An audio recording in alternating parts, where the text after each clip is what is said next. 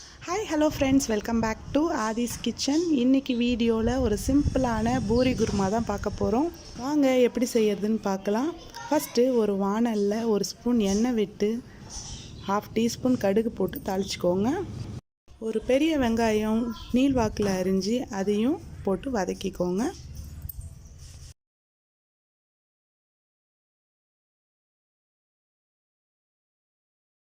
வெங்காயம் வதங்கினதுக்கப்புறம் கட் பண்ணி வச்சுருக்க தக்காளியை ஆட் பண்ணி வதக்கிக்கோங்க.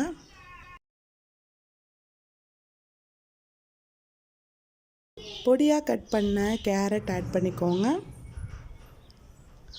10 பூண்டு, சின்ன துண்டு இஞ்சி நல்லா தட்டி போட்டுக்கோங்க. இஞ்சி பூண்டு 2 மினிட்ஸ் வதங்கினதுக்கப்புறம் கொஞ்சமாக வேக வச்சுருக்க கொண்டைக்கடலை ஆட் பண்ணியிருக்கேன். இது ஆப்ஷனல் தான். 1/4 டீஸ்பூன் மஞ்சள் தூள், 1/4 டீஸ்பூன் சோம்புத்தூள், 1/4 டீஸ்பூன் மிளகுத்தூள் இதெல்லாம் ஆட் பண்ணிவிட்டு நல்லா வதக்கி விடுங்க. இந்த குருமாவுக்கு தேவையான அளவுக்கு உப்பு ஆட் பண்ணிக்கோங்க.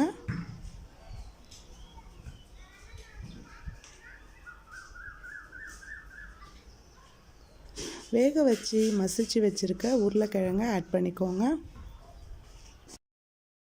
ஃபுல்லாக மசிச்சிட வேண்டாம், சின்ன சின்ன பீசஸாக உருளைக்கிழங்கு தெரிஞ்சால் போதும்.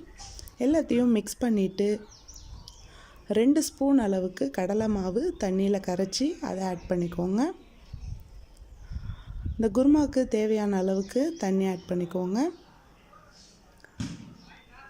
எல்லாத்தையும் மிக்ஸ் பண்ணி விட்டுட்டு 5 மினிட்ஸ் நல்லா வேக விடுங்க.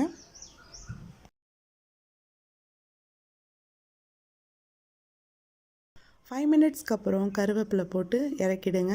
ரொம்ப ருசியான சிம்பிளான பூரி குருமா ரெடி ஆகிடும். நீங்களும் வீட்டில் செஞ்சு பாருங்கள். டேஸ்ட் எப்படி இருந்துச்சு அப்படின்றத கமெண்ட் பாக்ஸில் கமெண்ட் பண்ணுங்கள். இந்த வீடியோ பிடிச்சிருந்துன்னா ஷேர் பண்ணுங்கள், லைக் பண்ணுங்கள், சப்ஸ்கிரைப் பண்ணுங்கள். தேங்க்யூ.